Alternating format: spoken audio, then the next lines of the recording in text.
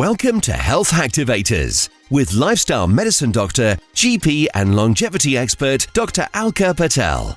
This show will help you to discover a hidden health hacking code that unlocks your phenomenal potential for an outstanding health span, lifespan and wealthspan. The show features candid conversations with celebrities, influencers and industry icons, real-life stories and cutting-edge health-activating advice that other doctors might not tell you.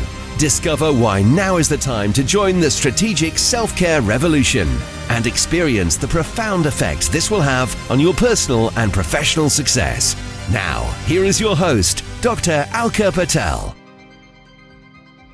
Before we get into today's conversation, please do support today's show's sponsor, Youth and Earth. Youth and Earth have a range of products that I love to use myself to supercharge my metabolism, to support my health, and to slow down cellular aging. So just be sure you click the link in the show notes for exclusive offers, which Youth and Earth are so generously giving only for listeners of this show. Hi, hey, and hello, Health Hacktivators. Are you ready to unlock your health activation code in 3 steps? Data, devices, decisions. Now, after my conversation with Nick Feeney this week, I'm now taking a deeper look at loneliness. It was a very insightful conversation where we explored the difference between loneliness, social isolation and solitude. So do make sure to take a listen if you haven't done so already. Now, there's this book, a book by John Cacioppo. He's an American neuroscientist, and the book is called Loneliness, great title. And in the book, what John suggests is that loneliness developed for important evolutionary reasons, to remind us that as social beings, we must seek the company of others, and to remind us that we're safer together. So just go back to ancestral times. You know that the only way you'd survive in a cave was by being with others to keep a watch whilst you slept. It makes sense, right? Now look, we all feel pangs of loneliness at some moments in our lives, don't we? Feeling lonely at any particular moment is an expression of being human. But think of it another way. Think of it as pain. So physical pain protects us from physical danger. You know, you touch something hot, you retaliate, you're not going to want to touch that hot, dangerous thing again, are you? And it's the same with social pain. Social pain, aka loneliness, protects us from social dangers, from the social dangers of isolation. Now, I mentioned this in my conversation with Nick as well, is that the same areas of the brain, the dorsal anterior cingulate, those areas light up when we face physical pain and when we face social pain, when we face isolation or rejection or loneliness. So it's so interesting that the same area of the brain is affected, both with physical pain and with social pain. And then loneliness, well, it doesn't just affect your feelings and your behaviors, but it also shows up physiologically in your stress hormones and in your immune system and in your cardiovascular system. So let's get into the health activation code here. Data. What data can you look at when it comes to loneliness? Well, first of all, UCLA, University of California, Los Angeles, they've developed a loneliness scale. So the first thing to do is to know whether you are or are not lonely. And this is a validated scale, so you can get a numerical answer to this question, am I or am I not lonely? So here's the questions. I'll give you the questions from the 3-question UCLA loneliness scale. And yes, there are 3 questions. The clue is in the title. So what I want you to do is score yourself as you answer these questions. So grab a piece of paper if you don't have one handy, or use the notes or calculator on your phone, whatever's easier, because the scoring is quite simple. So what you're going to be doing when I ask you these 3 questions is scoring yourself 1 if your answer is never or hardly ever, scoring yourself 2 if your answer is some of the time, and scoring yourself 3 if your answer is often. So here we go. Here's the 3 questions. Question number 1. How often do you feel that you have no one to talk to? Hardly ever or never, 1. Some of the time, 2. Or often, 3. Question 2. How often do you feel left out? Hardly ever or never, score 1. Some of the time, score 2. Or often, score 3. And question 3, third question. How often do you feel alone? Hardly ever or never, 1. Some of the time, 2. Often, score 3. And then just add up your scores.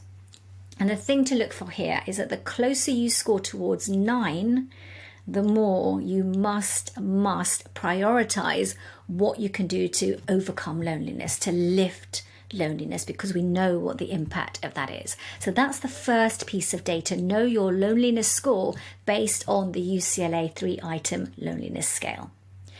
And here's another piece of interesting data to know, which is knowing your cortisol level. So as I've said already, loneliness shows up physiologically, and it shows up physiologically in your stress hormones. So again, looking at the research, there's research published in the journal Psychoneuroendocrinology, and it's shown that there's a change in your HPA axis when you're lonely. What's your HPA axis? It's your hypothalamic pituitary adrenal axis. Really, it's your stress activation system. And what the results of this research showed is that loneliness is associated with a couple of things in relation to your cortisol levels. So it's associated with a flattening of your diurnal cortisol rhythm. So what do I mean by this? Well, I mean that normally your cortisol levels show what we call a diurnal rhythm. So what this means is that your levels are high on waking, and then they surge in those 30 to 40 minutes after waking, and then they drop rapidly in the next few hours, and then gradually continue to drop more slowly until they reach a nadir, a low level around bedtime, and then gradually rise again towards the morning. And that's a very natural rhythm for all of us. But in those with loneliness in this study, what was shown was that this ebb and flow is very much dampened. So you don't have that same diurnal rhythm. And also, this is very, very interesting. If you feel lonely today, you have an increased cortisol awakening response the next morning. So what does this mean? This means that your cortisol is much higher than you'd expect it to be when you wake up. And add to this a third thing that was found in the research, which is that if you have momentary experiences of loneliness through the day, then you also get momentary increases in cortisol as well. So all of this points to loneliness heightening your stress response. And then that heightened stress response is then what triggers inflammation, that triggers your immune system, and that triggers aging. And that is why I measure cortisol at various times in the day for many, many of my clients. And the results, they're always so interesting because they do give clarity around matching your cortisol response to triggers. And sometimes those triggers are not what you think. Loneliness is a trigger. So I would certainly recommend cortisol testing, particularly if you score close to 9, 6, 7, 8 or 9 on that UCLA loneliness scale. And so if that is you and you're thinking about cortisol testing, then do reach out to me if you want to know more about how to do this and how to arrange that with me as well. So that's a little bit on data related to loneliness to really, really get some important numbers around what's important in terms of loneliness and measuring it. So what about devices? Now, you're probably all screaming at me, tech is the enemy. It's tech and devices that have caused the demise of our ability to connect, that have made us more lonely. This device that we carry in our pockets, the device that's in our hands so much of the time. And you're probably asking, well, if we're so technologically connected around the globe, why are we living in such lonely times? Well, flip that. Here's a question. Can technology play a role in reducing loneliness? Now here, there is no point at all turning to the research to look for an answer to that question, because the research, it's all mixed up and there's just not enough of it anyway. There's one study which was led by the Michigan State University psychologist William Chopnick, and he found that amongst older adults, social technology, including things like email and Facebook and Skype and messaging, social technology was linked to a lower level of loneliness. It was linked to less chronic illness, less depressive symptoms. Great news. But on the other hand, research led by another psychologist, Melissa Hunt from the University of Pennsylvania, she found that amongst younger adults, them talking 18 to 22-year-olds, decreasing the time on social media was what reduced feelings of loneliness. So look, maybe this all depends on your age, maybe it doesn't. But one thing that we know is that tech is your tool. It's your tool for you to use, not for it to use you.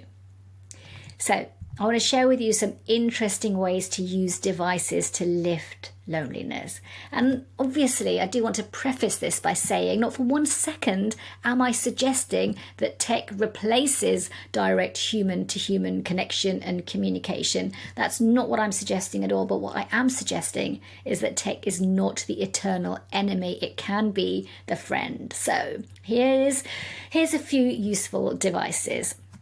There's one which is the Love Link lamp. Now, what is this? Well, it's two lamps that work together in really what is a pretty genius way. So you keep one lamp and you give one lamp to a friend or to a loved one, even to a neighbour. You connect to Wi-Fi and you tap the top of your lamp to make it light up. And that simultaneously makes your friend's connected lamp light up too. And it really doesn't matter how many miles apart that you are. You could be next door, or you could be on the other side of the globe. But what this means is that you can then send someone a light signal to say you're thinking of them, or a light signal that says you're feeling a bit lonely and would love a call. You get to decide what your light signal means. And I think this is great. I think this is fantastic. I've got many clients who are stuck with stress or stuck with that feeling of anxiety or feeling low.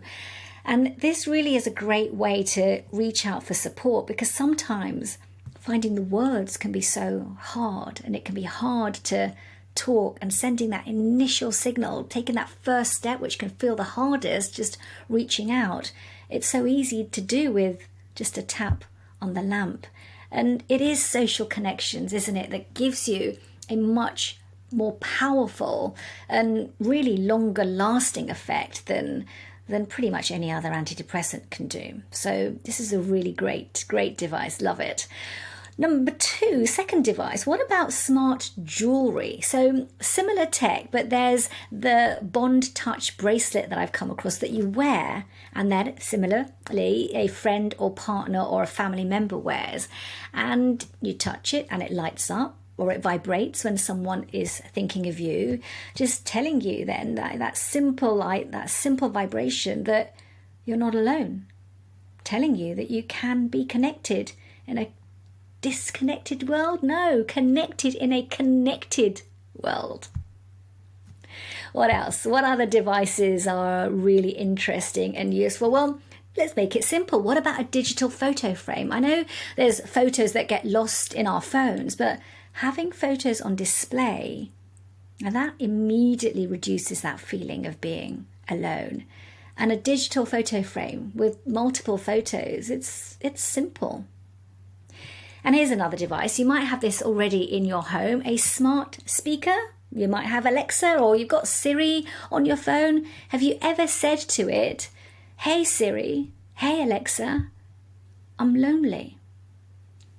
Try that. You know, a voice assistant can be a companion.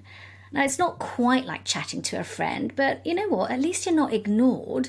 Just make sure here that you're not talking to Alexa more than your friends, but at least someone is talking to you instead of ignoring you. And it's useful, right? In context.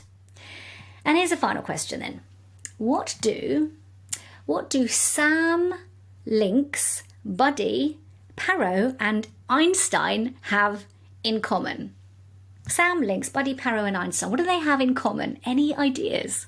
Well, meet your new family members, social companion robots. Oh yes. Now again, look, whilst we know that a robotic companion cannot replace human interaction, you know what? A friendly, a cute robot creature might be better than nothing at all, right? I mean, there's advancements now in robotics and AI, and social companion robots really are taking shape. I was looking at Paro, for example. Paro is your furry household seal. Not your furry household dog, your furry household seal. Have you ever wanted a pet seal?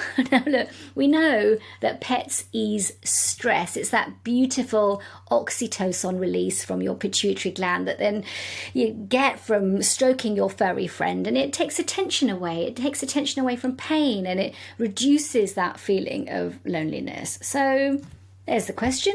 Are you ready for a robotic pet? So that's data. That's devices, and now it is time to make a decision. The third part of the Health Activation Code. What decision will you make when it comes to lifting loneliness? Because know this, loneliness is an internal state, which means it doesn't fully depend on external factors. That's so important to remember. And I talked about this in my conversation with Nick as well. You can be surrounded by people, lying next to your partner, be at work with colleagues, and still feel lonely. Or you can be alone on a mountain and still feel connected to the world. I've had that amazing feeling on top of the mountain, feeling connected. So it's not about circumstances. It's about how you react to these circumstances. And what fuels loneliness is fear. Deep down, it's fear of being alone. So today, you decide to not allow the fear of being alone to dictate what you do, because there is too much at stake: heart disease, stroke, depression, anxiety, early death. It's all at stake. And I know today we've been talking about the fear of loneliness and staying connected to others, but definitely in future episodes, I also want to flip this to talk about the power of solitude as well. So look out for those conversations. But today, back to today, make a decision. Make a decision to notice your feeling of loneliness. Acknowledge its presence. Measure it. Track it. And then take one action to stay connected. What is that action going to be? Maybe it's trying out one of the devices I've suggested, or calling a friend, even if you haven't spoken in months or years. And I know connecting with others, it might not feel easy, but it eases loneliness. So before I say goodbye, I must give a shout out, of course, to today's show sponsors, Youth and Earth. Youth and Earth have a beautiful range of products that help with stress and can certainly help with the stress that invariably accompanies loneliness. So please do be sure to check out all the links in the show notes today so that you can continue to unlock your health activation code. And I wish you a health activating day.